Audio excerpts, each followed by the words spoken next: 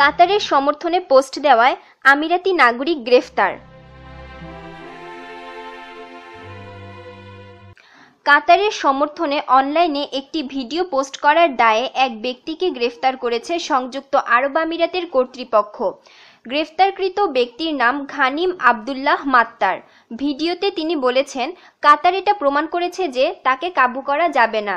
তারা নিজ দেশের মানুষকে নেতৃত্ব দেয়, অন্যের নেতৃত্ব কাতার মেনে নিবে না। ইয়েমেন যুদ্ধে কাতারের সমর্থনের কথা ভুলে না যেতে নিজ দেশের সরকারের প্রতি আহ্বান জানান এই আমিরাতি নাগরিক। এই পোস্টের ভিত্তিতেই তাকে গ্রেফতার করা হয়। এদিকে ঘানিম আবদুল্লাহ মাত্তারের মুক্তির দাবি জানিয়েছেন দুনিয়ার নানা প্রান্তের সোশ্যাল মিডিয়া অ্যাক্টিভিস্টরা।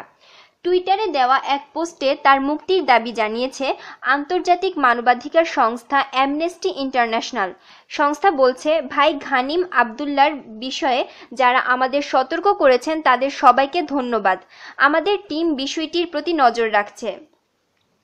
এর আগে চলতি মাসের গোড়ার দিকে কাতারের প্রতি কোনো ধরনের সহানুভূতি না দেখাতে নিজ দেশের নাগরিকদের সতর্ক করে দেয় সংযুক্ত আরব আমিরাত।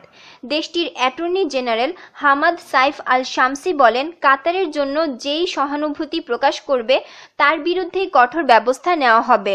এটা সোশ্যাল মিডিয়া হোক, লিখিত কিংবা মৌখিক হোক, আমরা ব্যবস্থা নেব, কারণ এটা সংযুক্ত আরব আমিরাতের নীতিবিরোধী। আমিরাতের কর্মকর্তারা জানিয়েছেন, দেশটির কোনো ব্যক্তি কাতারের প্রতি সহানুভূতি দেখালে তার 15 বছরের কারাদণ্ড হতে পারে।